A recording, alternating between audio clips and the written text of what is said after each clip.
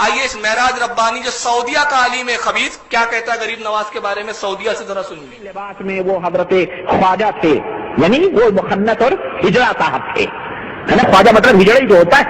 آپ دیکھیں ڈکشنری کی کتاب فیروز اللغات میں خواجہ کے معنی ہجڑا بتایا ہوا ہے، لیکن ہمارے یہاں خواجہ ہجڑوں ہی کو کہا جاتا ہے۔ چنانچہ ہمارے یہاں جو ہیں اجمیر شریف میں جو خواجہ غریب نواز ہیں، اللہ کی قسم بتا رہا ہوں، اور یہ رجب کا مہینہ آ رہا ہے، یہ جماعت الثانی ہے نا، یہ رجب 6 رجب کو ان کا عرس شروع ہوگا، اور آج ہی سے بھیڑ شروع ہوگی، اور چاروں طرف سے وہ ڈھولے ڈپڑیاں لے کے سارے ہجڑے وہاں جمع ہوتے ہیں، اور ان سے کہا جائے تم کہا جائے تو کہتے ہیں کہ جی ہماری قوم کے حضرت ہیں، ہم ہی نہیں، اگر عرس میں حاضر ہوں گے تو ہماری برادری کے لوگ ہمیں نکال دیں گے۔ تو باقاعدہ یہ ہجڑے جاتے ہیں اجمیر کے اندر اور پورا اجتماع ہوتا ہے، اور آج بھی اللہ کی قسم آج بھی جا کے دیکھو چاروں طرف سے ہجڑے ہندوستان سے، پاکستان سے، بنگلہ دیش سے اپنی اپنی ٹولیاں بنا کے جاتے ہیں، اور یہ کہتے ہیں کہ خواجہ صاحب ہمارے ہی۔ سن لیا آپ نے؟ اور اگر نہیں سمجھ میں آئے گا تو پھر ایک بار ریپیٹ کر دوں۔ یہ کہہ رہے ہیں معراج ربانی صاحب کہ خواجہ کا مطلب ہجڑا ہوتا ہے۔ پہلی بات، خواجہ کس کو کہتے ہیں؟ ہجڑے کو۔ ہمارے ہندوستان میں ہجڑے کو ہی کہا جاتا ہے خواجہ۔ دوسری بات کہتے ہیں کہ خواجہ غریب نواز کے ہجڑے جاتے ہیں، اور جب ان سے پوچھا جائے کہ تم کیوں جاتے ہو تو کہتے کیا کرے، خواجہ غریب نواز ہماری قوم کے تھے۔ مطلب خواجہ غریب نواز معاذ اللہ میں جملہ نہیں بولنا چاہ رہا، آپ لوگ سمجھدار ہیں، سمجھ چکے ہوں گے۔ تو جو لوگ خواجہ کو ہجڑا کہیں وہ مسلمان ہو سکتے ہیں؟ اس کے بعد بھی ان کا ایمان سلامت ہے۔ جس سے اسلام لیا اسی سے غداری، اور جن کتابوں کی حوالے دے رہا ہے معلوم ہوتا ہے یہ جاہلوں کا نام وہابی ہوتا ہے۔ میرے نزدیک تو جاہل بول دو یا گوار بول دو یا وہابی بول دو، میرے نزدیک ایک ہی بات ہے۔ آئیے میں انہی لغاتوں سے بات کروں جن لغتوں کا اس نے حوالہ دیا، اور اس کی خباثت میں بتاؤں گا۔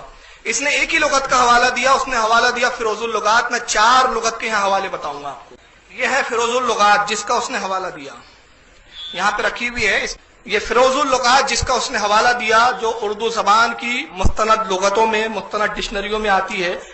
اس لغت کا صفحہ نمبر 597 ہے۔ اس پر آئیے ذرا دیکھیں خواجہ کا مطلب کیا ہے۔ یہ آپ کے سامنے آ گیا، پہلا لفظ لکھا ہوا ہے خواجگان، اور ڈکشنری میں لکھا ہے خواجگان خواجہ کی جمع۔ خواجگان خواجہ کی جمع، مالک، آقا، سردار لوگ، اور وہ خواجہ کا مطلب ہجڑا بتا رہا ہے۔ پھر اس کے بعد لکھا ہے خواجہ، خداوند، صاحب، سردار، آقا، توران میں سادات کا لقب۔ سادات کہتے ہیں سید گھرانے کے لوگوں کو، سیدوں کا لقب ہے۔ توران جو ایران کا شہر ہے وہاں کا، کشمیریوں کا لقب۔ اب اس کے بعد چوتھے نمبر پر ایک لفظ لکھا ہے ہجڑا، یعنی خواجہ کے پہلے کتنے معنی لکھے ہیں لغت کے اندر؟ پہلے لکھا ہے خداوند، صاحب، سردار، آقا، توران میں سادات کا لقب۔ یہ سارے القابات کو چھوڑ کے اس نے آخری والا پکڑا۔ اس سے مطلب پتہ چلتا ہے کہ اس کے دل میں بغض تھا۔ آئیے دوسری لغت کو میں بتاؤں آپ کو۔ خواجہ در حقیقت فارسی زبان کا لفظ ہے، یہ عربی کا نہیں ہے، اردو کا نہیں ہے۔ چنانچہ اس کے لیے فارسی کی لغت جو میرے ہاتھ میں اس وقت لغات کشوری، یہ فارسی زبان کی مستند لغتوں میں مانی جاتی ہے۔ بڑے بڑے فارسی کے پڑھنے والے علماء، اپنے وقت کے عالم فاضل اس لغات سے ہی فارسی کے الفاظوں سے مدد لیا کرتے ہیں۔ اور بھی لغتیں ہیں، لیکن لغات کشوری ایک مستند ترین لغتوں میں سے ہے۔ لغت کشوری میں خواجہ کا کیا مطلب بتایا، ذرا یہ دیکھیے۔ لغت کشوری کا صفحہ نمبر 177 ہے، اس میں بھی لفظ خواجہ آپ کو نظر آئے گا، خواجہ۔ اب یہاں لکھا جاتا ہے صاحب خانہ، گھر کا مالک، سردار، پیر، مالدار، حاکم، صاحب جمعیت، دل، روح۔ اب یہ آخری میننگ ہے، وہ خدمتگار جس کا آلہ تناسل کاٹ ڈالا گیا ہو۔ پھر آگے لکھتا ہے توران میں لقب سادات کا ہوتا ہے، اور بامعنی وزیر، بادشاہ کے بھی مستعمل ہوا ہے، یعنی وزیر اور بادشاہ کے بھی لفظ میں استعمال ہوتا ہے۔ یہ سارے اچھے لفظ اس نے چھوڑ دیا اس خبیث نے، اور لفظ کون سا پکڑا اس نے؟ ہجڑا والا۔ جبکہ یہاں پر 2 چیزیں اور آپ سامنے دیکھیے۔ ایک لکھا ہے یہ کس کا لقب ہے؟ مالک روز قیامت، مراد آ حضرت صلی اللہ علیہ وسلم۔ سرکار صلی اللہ علیہ وسلم کو بھی خواجہ کہا گیا ہے، حضرت خضر کو بھی خواجہ کہا گیا ہے۔ تو جب یہ کسی بزرگ کی طرف نسبت کی جاتی ہے خواجہ کی، تو اس سے مراد مالک، آقا، سردار یہ لیا جاتا ہے۔ مگر ان کے دلوں میں چور چھپا ہوا ہے، تو نتیجہ یہ ہوتا ہے کہ یہ اچھے معنی نہیں لیتے، برے معنی کو لیتے اور ولیوں پہ فٹ کرتے ہیں۔ اب آئیے اس کے بعد میں ایک تیسری لغت آپ کے سامنے لا رہا ہوں، لغات کشوری کے بعد. یہ انگریزی کی لغت ہے، اس کا نام ہے پریکٹیکل اسٹینڈرڈ 21 سینچری. یہ ڈکشنری ہے جو مصطلح ڈکشنریوں میں مانی جاتی ہے. اس کے اندر یہ اردو ٹو انگلش ڈکشنری ہے، اردو سے انگلش میں. اس میں بھی دیکھیے آپ خواجہ کے معنی کیا دیے ہوئے ہیں. اس میں لکھا ہے خواجہ کے معنی. خواجہ پہلا ورڈ لکھا ہے ٹائٹل آف ریسپیکٹ، یعنی تعظیم کے لیے یہ لفظ استعمال کیا جاتا ہے. یہ پہلا ورڈ دیتے ہیں. پھر اس کے بعد دیکھتے ہیں master, lord, reach person, tycoon. یہ جتنے الفاظ ہیں، بزنس مینجمنٹ، یہ جتنے انگریزی کے الفاظ ہیں یہ سب اعلیٰ درجے کے الفاظ ہیں. لارڈ یعنی سردار، مالک، بادشاہ کے لفظ میں لارڈ استعمال ہوتا ہے. اور پہلا ہی ورڈ جو ڈکشنری میں دیا وہ کیا ہے؟ ٹائٹل آف ریسپیکٹ، یعنی ادب کے لیے لفظ استعمال ہوتا ہے. مگر ان بدبختوں کو دیکھو کہ یہ سارے چیزوں کو چھوڑ کر یہ برے معنی کی طرف جاتے ہیں. چلیے آگے دیکھیے. یہ تیسری میں چوتھی ڈکشنری بتا رہا ہوں. یہ بہت پرانی ہے، میرے پاس اتنے سالوں سے کہ یہ رکھے بھی اب بالکل بوسیدہ ہو گئی. اس ڈکشنری کا نام ہے دا اسٹوڈینٹس پریکٹیکل ڈکشنری. اس کے لکھنے والے غیر مسلم ہیں، کسی مسلمان نے نہیں لکھا ہے انگلش میں. یہ بھی انگلش ٹو اردو ہے. اس ڈکشنری کا صفحہ نمبر 292. اتفاق یہ ہے کہ اس کا بھی صفحہ نمبر 292 ہے. اس میں بھی خواجہ کے معنی کیا آیا ذرا دیکھیے. Khwaja a master, a man of distinction, rich merchant. اور اس کے بعد فوراً لکھا ہے خواجہ خضر، یعنی حضرت خضر علیہ السلام کو بھی خواجہ کہا جاتا ہے. تو یہ سارے اچھے معنی چھوڑے انہوں نے. اب میں اس کے بارے میں معراج ربانی سے یہ کہوں گا کہ اگر اچھے معنی چھوڑ کے آپ برے لیتے تو آپ کی حالت کیا ہے پتہ ہے؟ اللہ کے نبی صلی اللہ علیہ وسلم جب واعظ فرمایا کرتے تھے اور آپ صحابہ اکرام سے حدیثیں بیان کرتے تو کچھ منافقین جو ہوتے وہ پیچھے بیٹھا رہا کرتے تھے جان بوجھ کے، اور وہ اللہ کے نبی صلی اللہ علیہ وسلم کا مذاق اڑایا کرتے تھے معاذ اللہ.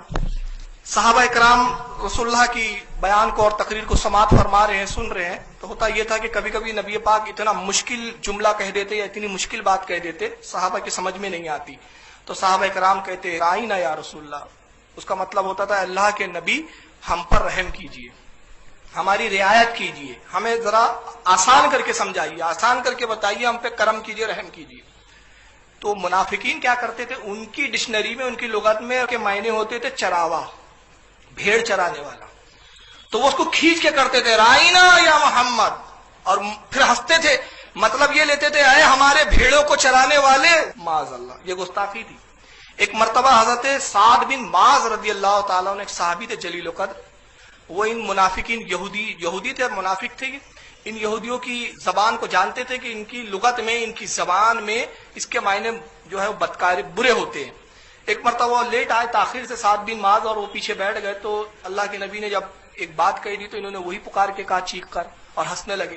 تو ان کو جلال آ گیا. سعد بن معاذ کو تلوار نکالی اور کہا بدبختوں میں تمہیں قتل کر دوں گا، تم اللہ کے نبی کی توہین کرتے ہو.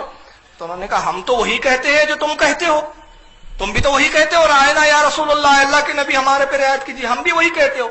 تو آپ نے فرمایا تم غلط کہتے ہو، تم کھینچ کے پڑھتے ہو، تمہارا نظریہ، تمہارا خیال توہین کا ہوتا ہے. ہم کہتے ہیں تو ادباً کہتے ہیں.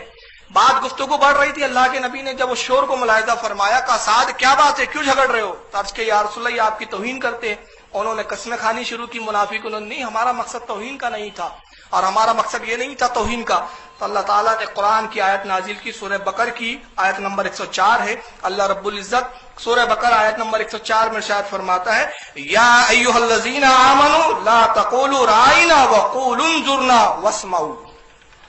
اے ایمان والو آج سے رائنا نہ کہا کرو، بلکہ اس کی جگہ کہو انظرنا. اللہ کے نبی ہم پہ نظر کرم کیجیے، ہم پر نظر کرم فرمائیے. اور پھر قرآن نے ان منافقین کا حال بتایا. تو صحابہ جو کہتے تھے وہ بھی وہی لفظ تھا، منافق جو کہتے تھے لفظ وہی تھا، مگر نیتوں میں فطور تھا. تو قرآن نے ان کو منافق کہا. خواجہ کے معنی اچھے بھی ہیں. یہاں سے قرآن کی اس آیت سے صاف سمجھ میں آ جاتا ہے کہ ان کے دلوں میں بزرگوں کا نہ ادب ہے اور نہ معاذ اللہ بزرگوں کی جو ہے تعظیم